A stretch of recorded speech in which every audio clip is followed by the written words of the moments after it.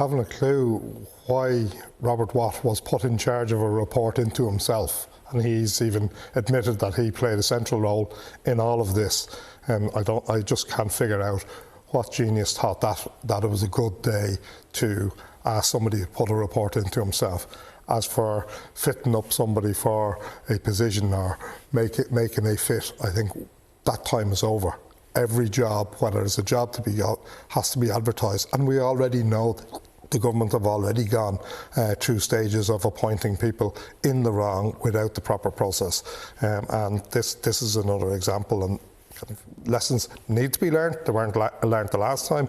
And I think somebody else needs to look specifically, was there anything done that shouldn't have been done, and was Robert Watt the right person to call this? Because it doesn't look as if Stephen Donnelly has control of his department. In the end of the day, he is the minister in charge. So the first question there, I think, Damien, should Robert Watt have been tasked with finding out if Robert Watt handled this appointment and this secondment correctly? Because that's essentially what has happened here. No, I think this report, again, I haven't seen it. I look forward to seeing it. But I suppose it's setting out the process and the facts of what did happen. So as the person in charge of the department, that's fine with me. As an initial, let's see exactly what happened. That's a report to the minister, will be brought to Cabinet, and then we can see if there's still questions after that. That's a different story. But I presume that will be able to set out what happened here.